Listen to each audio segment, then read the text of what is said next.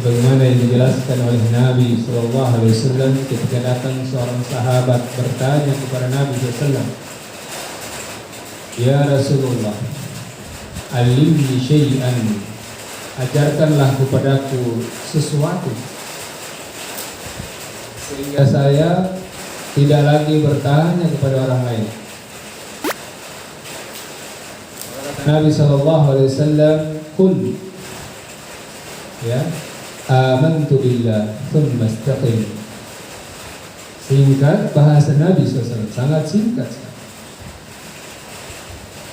Datang seorang sahabat bertanya, "Ya Rasulullah, ajarkan kepada saya satu ilmu, satu saja, supaya saya tidak bertanya lagi kepada manusia yang lain."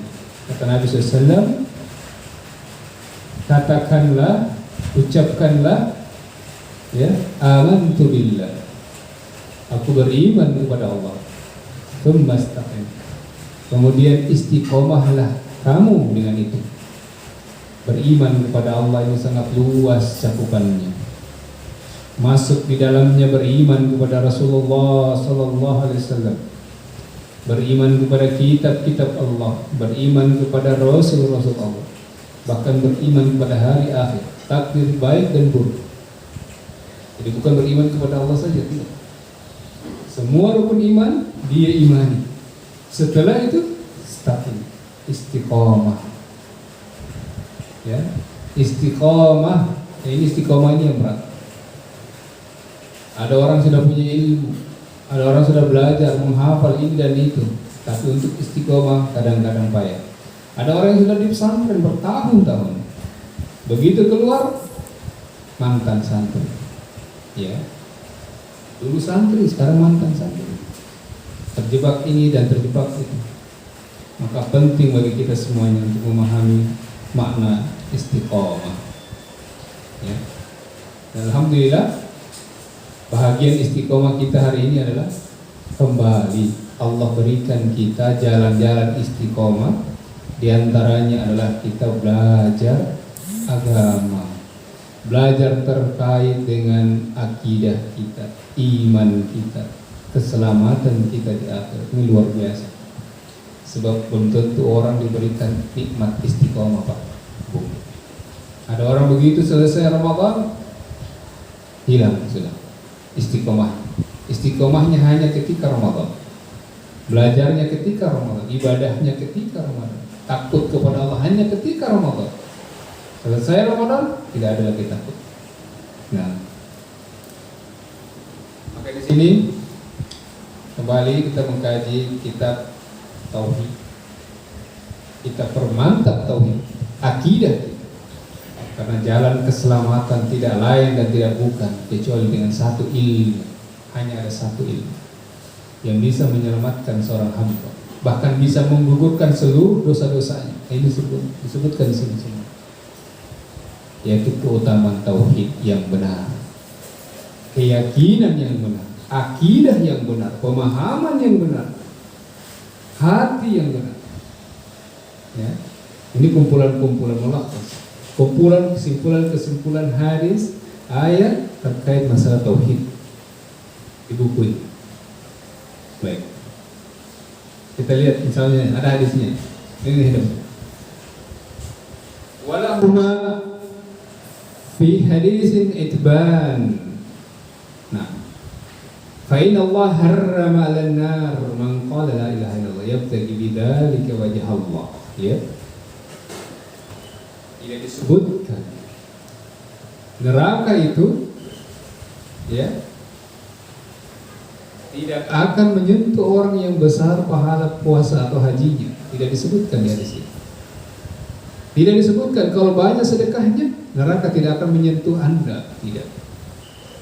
Haji, puasa, umroh tidak disebutkan. Tapi yang disebutkan di sini adalah kata Nabi SAW.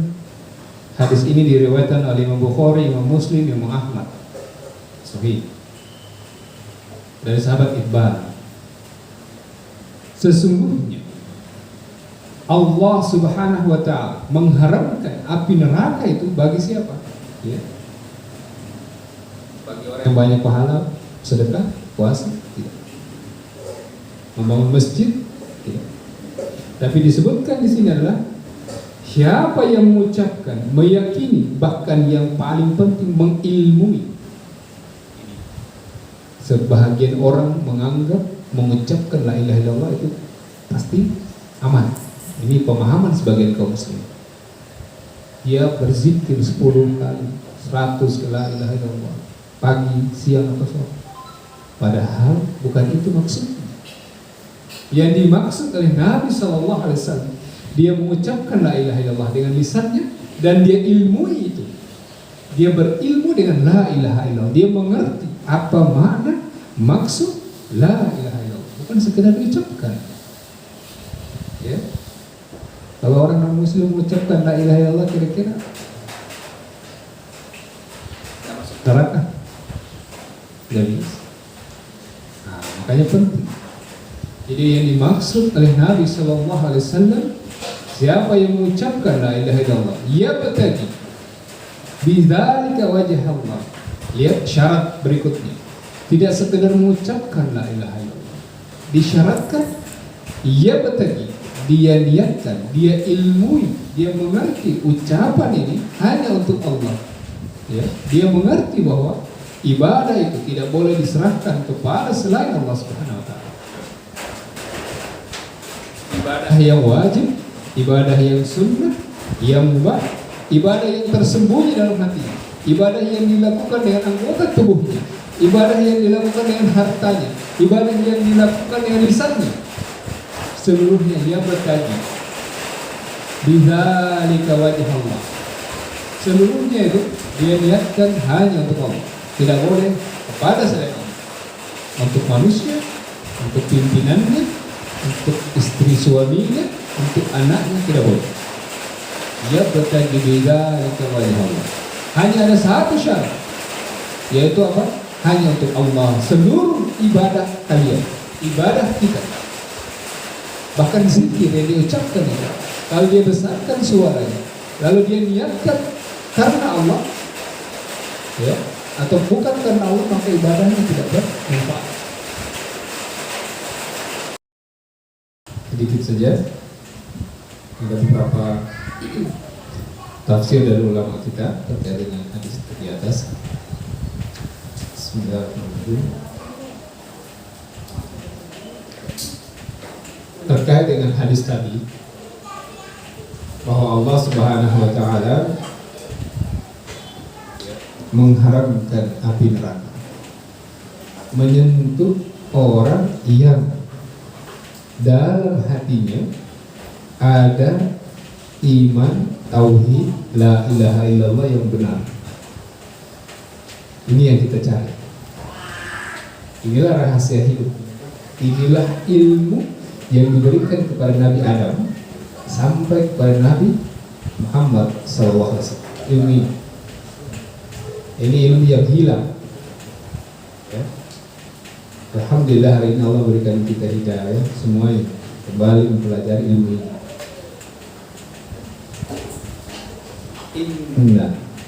Inna itu sesungguhnya. Tidak perlu pakai inna juga, maka artinya pasti. Ini faidah dan keindahan bahasa.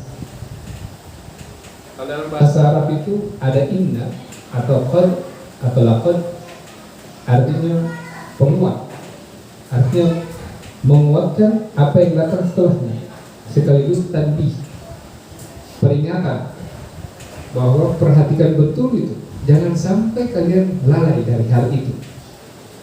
Itu makna adawat ta'kid, kata huruf yang menguatkan apa yang datang setelahnya. Innallaha, ada apa sehingga Allah Subhanahu wa taala menggunakan inna, sesungguhnya.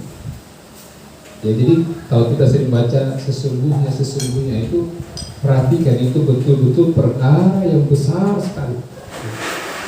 Kalau tafsirnya itu perkara yang besar sekali. Perhatikan betul, jangan sampai salah. Allah, sesungguhnya Allah Subhanahu wa taala mengharamkan, harrama. Ada tasydid. Betul-betul sungguh mengharamkan. Sesungguhnya Allah betul-betul sungguh mengharamkan. 2 kali sungguh. Kalau ada orang bilang sudah makan, sudah. Kalau Pak Iwan ditanya Pak Iwan sudah makan, sudah. Kalau ditanya Bang Andi sudah makan, sungguh sudah. Mana yang lebih kuat? Ya, itu. Artinya kesungguh di situ menguatkan apa yang datang setelah. Itu apa? Bahwa pasti dan pasti gitu. Allah Subhanahu wa Ta'ala akan berikan keutamaan kepada orang yang mengucapkan, mengilmui, mengamalkan. Ada 3 syarat. Dia ucapkan, dia ilmui, dia imani, dan yang ketiga dia amalkan. Baru dia dapat keutamaan yang tadi sebelum haramallah. Nah, Allah mengharamkan api neraka menyentuh orang yang dalam hatinya dia ucapkan la ilaha illallah, dia imani la ilaha illallah, dan dia amalkan la ilaha illallah. Maka kata pengarang di sini atau ulama kita, Allah mengharamkan itu artinya adalah al-man'u ay mana'an nar an tamassahu. Sesungguhnya Allah akan mencegah, Allah perintahkan pada api neraka. Bayangkan, ini amalan luar biasa. Allah perintahkan api neraka jangan kamu sentuh orang yang tauhidnya, yang imannya, yang la ilaha illallahnya benar, yang dia ucapkan, dia amalkan dalam kehidupannya, dari hidup sampai dia meninggal dengan la ilaha illallah. Itu jangan kamu sentuh dia. Inilah kenapa betapa pentingnya akidah yang harus dipelajari oleh seorang muslim, supaya dia betul-betul jaga ibadah. Maka dilarang menyentuh orang yang memiliki la ilaha illallah. Yabtaghi bidzalika wajha Allah, mukhlishan min qalbi wa mata ala dzalik wa lam yaqulha nifaqan. Maksud dari dia inginkan mengucapkan la ilaha illallah itu karena Allah, maksudnya adalah mukhlishan. Pertama dia harus niat ikhlas dulu. Dia niat ikhlas. Dia ucapkan la ilaha illallah. Dia niatkan. Kemudian dia amalkan la ilaha illallah dalam segala aspek kehidupannya, baik dengan ucapan, perbuatannya, dengan hartanya, seluruhnya dibangun di atas la ilaha illallah. Nah ini yang benar. Jadi la ilaha illallah itu ketika mau makan, la ilaha illallah, saya niat makan karena Allah. Saya niat tidur karena Allah. Besok sholat subuh atau bangun sholat malam, atau jangan sampai terlambat sholat subuh sehingga dia hindari begadang. Bayangkan betapa indahnya hidup seorang hamba jika dia hiasi hidupnya dengan la ilaha illallah. La ilaha illallah ini dari pagi sampai malam dia tidak perlu ucapkan, tapi dia praktekkan dalam kehidupannya. Dia berdagang la ilaha illallah, niat berdagang karena Allah. Dia ojek la ilaha illallah. Dia kontraktor la ilaha illallah. Dia PNS la ilaha illallah. Dia wira swasta la ilaha. Dia ibu rumah tangga la ilaha illallah. Dia jadi ibu rumah tangga karena Allah. Dia jadi pedagang karena Allah. Dia jadi ASN PNS karena Allah. Dia jadi tukang ojek karena Allah. Dia jadi tukang bangunan karena Allah. Ini maksudnya. Nggak boleh dia lepas dari kalimat ini. Ini yang dahsyat. Ini yang berat. Makanya kata sebagian ulama, orang kalau mau benar ikut Rasulullah SAW itu dia seperti menggenggam bara api. Disebutkan di hadis yang lainnya. Karena kenapa? La ilaha illallah ini selalu dia lakukan pasti. Nah bisa tidak? Kalau mau ikut Rasulullah SAW itu sangat berat. Saking beratnya Rasulullah ibaratkan seperti menggenggam, memegang bara api. Jangankan bara api, itu ada hawanya. Berani kita pegang hawanya. Tidak ada yang mau. Apalagi bara. Bara itu intinya api ya. Lebih panas dari api lagi. Kenapa? Kalau dia mau mengucapkan, dia meniatkan la ilaha illallah, pasti banyak tantangannya. Godaannya luar biasa. Kadang karena ini, karena itu, makanya dia berpegang dengan la ilaha illallah. Ini berat. Dia mau meninggalkan sesuatu, la ilaha illallah. Dia mau melakukan sesuatu, la ilaha illallah. Dia mau berbuat baik kepada orang tuanya, la ilaha illallah. Karena Allah aku berbuat baik. Dia mau berbuat baik pada istri, anak, suaminya, la ilaha. Itu begitu Pak. Jadi la ilaha illallah itu sulit. Bukan sekedar la ilaha illallah, bukan itu. Tapi la ilaha illallah itu yang dimaksud adalah seluruhnya mukhlis. Dia niatkan fi qalbi, dalam hatinya. Bukan sampai di situ. Wa mata ala dzalik. Sampai datang kematian menghampirinya. Nah, ini yang beratnya adalah istiqomah tadi. Makanya sahabat bertanya, ya Rasulullah ajarkan aku satu ilmu sehingga aku tidak minta lagi belajar dengan orang lain. Kata Nabi SAW, Qul amantu billah. Katakan aku beriman. Beriman itu masuk di dalamnya. Yang paling dasar dan paling kuat ini hadis ini. Beriman tanpa didasari la ilaha illallah tidak akan mungkin bisa. Makanya la ilaha illallah sumber dari segala sumber hukum Islam. La ilaha illallah. Makanya ini dahsyat. Ya. Aman tuh beriman. Bagaimana bisa beriman kalau dia tidak mengerti la ilaha illallah? Segala sesuatu dia lakukan bukan karena Allah. Tidak bisa. Yang kedua, sembastaqim, istiqomah. Nah ini berat.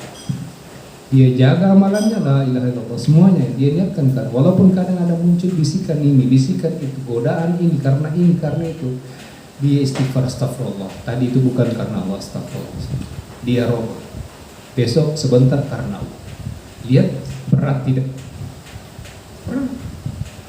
Kita makan tadi niat karena Allah, belum tentu. Belum tentu, tidak ada yang tahu. Makanya kadang habis makan kita sama-sama istighfar. Ya, nah itu la ilaha. Makan karena Allah, minum karena Allah, istirahat karena Allah, tidur karena Allah, bangun dari tidur karena Allah, mau bekerja, buat adonan roti karena Allah, itu Pak, itu berat. Makanya orang yang mengerti ilmu ini itu lebih tinggi makomnya, siapapun dia, tidak bisa. Setelah para nabi dia, setelah para nabi, para rasul, orang yang paham ilmu ini. Coba buka Al-Quran. Minan nabiyyin wasyuhada wassalihin wassiddiqin. Ya, para nabi wassalih. Siapa orang salih? Orang saleh yang dia ibadah itu dibangun di atas la ilaha illallah. Bukan sekedar salatnya Pak, bukan. Hajinya, puasa, bukan. Tapi dia lakukan seluruhnya karena la ilaha. Bahkan dia tidak banyak ibadahnya, sedikit ibadahnya, tapi dia jaga istiqomah la ilaha illallah. Orang banyak ibadahnya belum tentu la ilaha illallah. Banyak zikirnya belum tentu la ilaha. Panjang doanya belum tentu la ilaha illallah. Iya kan? Banyak ustaz setelah ibadah ini, setelah ceramah ini, setelah doa ini, ini para ustaz, teman-teman dai. Inilah. Apalagi yang bukan dai, bukan ustaz.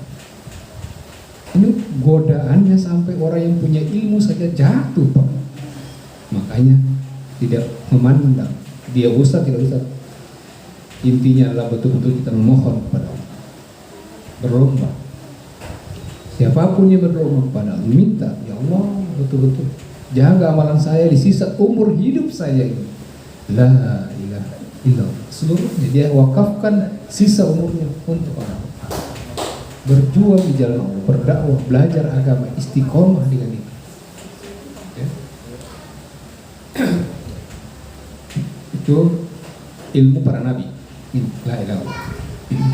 Makanya Kata Nabi SAW, seandainya ada lagi Nabi setelah Nabi Muhammad, Abu Bakar, Umar radhiyallahu taala. Kenapa Umar? Kenapa bukan Abu Bakar? Nah, kita kaji sedikit. Abu Bakar radhiyallahu atau Umar radhiyallahu taala itu sahabat yang tidak ada kompromi. Lihat betapa kuatnya la ilaha illallah. Nah, kalau orang bertanya kenapa bisa bukan Abu Bakar menjadi nabi, seandainya Rasulullah SAW meninggal, kenapa Umar? Jangan salah kajiannya. Rahasianya ini, bahkan Abu Bakar lebih utama. Kenapa? Karena disebutkan namanya dalam Al-Quran berapa kali. Ya.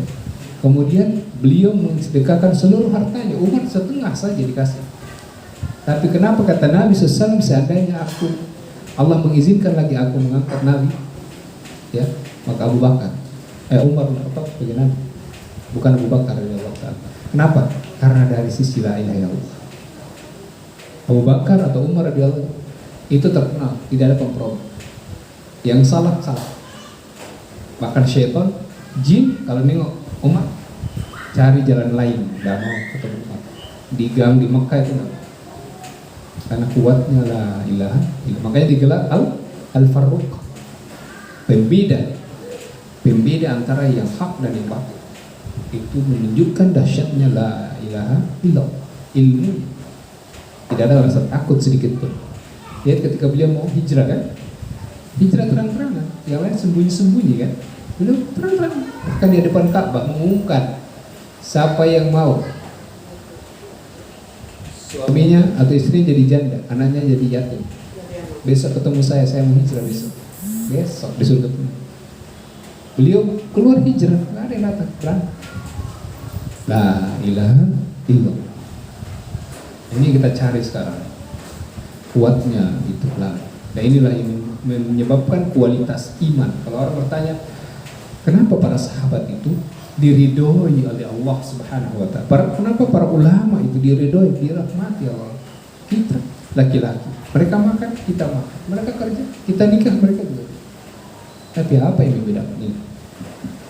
Para ulama, para sahabat Nabi, tabi'in, Imam Syafi'i, Imam Malik, Imam semuanya dasarnya. Setiap mereka beramal, setiap mereka berilmu, setiap mereka beribadah, bersedekah. La ilaha illallah. Beda kalau kita, Pak. Ustaz sekarang kalau pergi ceramah, tanya dulu, berapa di situ? Ya. Berapa di situ? Jangan di situ, Ustaz. Sini lumayan, sekian, sana, sekian. Ditinggalkan di situ, pergi ke sini. Teman-teman sebagian dulu.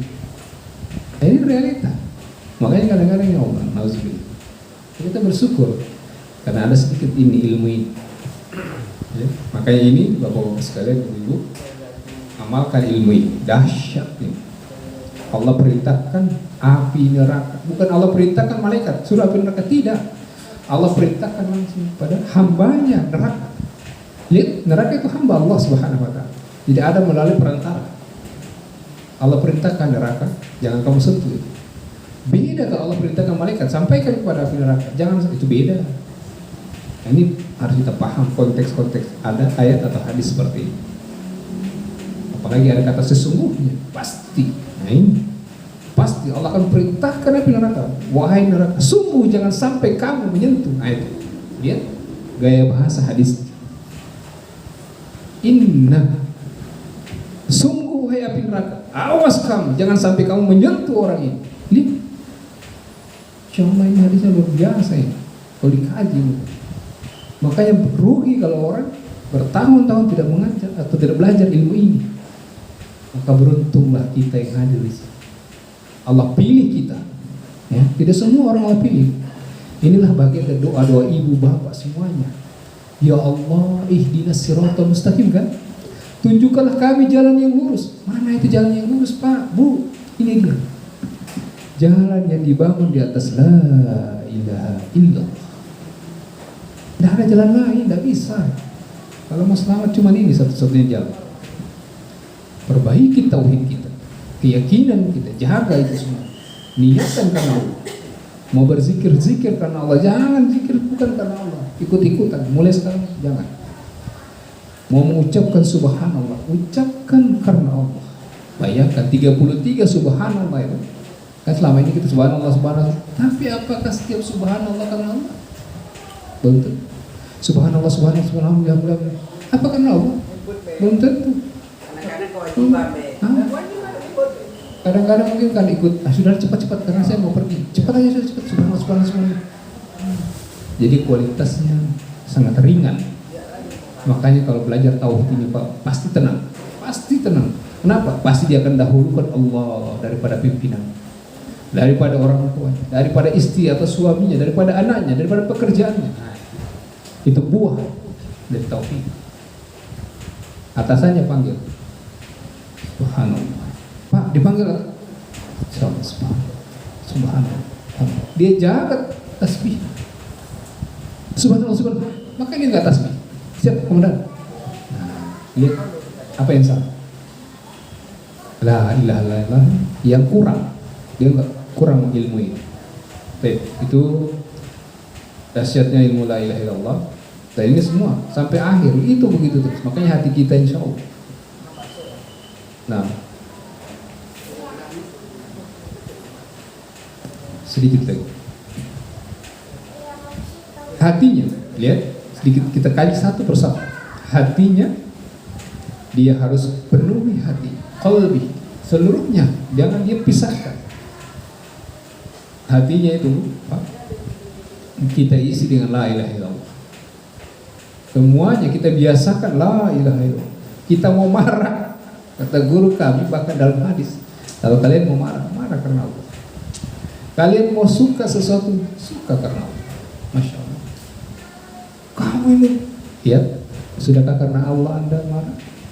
Nah, kita semua ini, saya, semua kita kadang-kadang marah itu sudah duluan terjadi baru astagfirullah, ya kan? Baru sadar. Padahal kalau kita karena Allah marah, tidak akan jadi marah. Apa obatnya biar nggak marah? Gampang. Karena Allah kalau mau marah boleh, tapi karena Allah, itu yang nggak bisa kan? Bagaimana bisa? Begitu mau karena Allah, syaitan datang. Begitu karena Allah, syaitan lari. Syaitan nggak bisa menggoda orang yang ikhlas karena Allah. Ada Al-Quran kok. Kan marah itu kan godaan syaitan.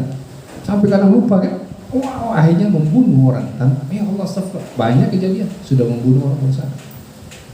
Karena marah itu syaitan. Nah, tapi kalau dia marah karena sesuatu, ini karena tetangga begini, dia tahan. Apakah karena Allah saya marah tetangga saya? Apa karena Allah saya marah istri saya? Apa karena Allah saya marah suami saya? Apa karena Allah saya marah anak saya? Nah, ini yang bagusnya tauhid. Akan membaguskan hidup, keluarga, rumah tangga kita, insya Allah. Baik. Wa mata ala dzalik. Lihat, seandainya besok dia meninggal, minggu depan dia meninggal dalam keadaan dia melatih la ilaha illallah, masya Allah. Inilah yang disebutkan oleh Nabi, haramallahu 'alan nar. Allah akan perintahkan api neraka, mengharamkan api neraka menyentuh hambanya. Jangan kamu sentuh hambaku, wahai neraka. Kenapa? Karena 1 minggu dia sudah melatih la ilaha illallah. Tiba-tiba dia meninggal. Nah, ini benar. Dia sudah melatih diri Allah. Mau ini karena Allah, mau itu karena Allah, mau ini karena Allah. Aduh, berat sekali. Memang berat karena surga itu mahal. Ini baru ketemu.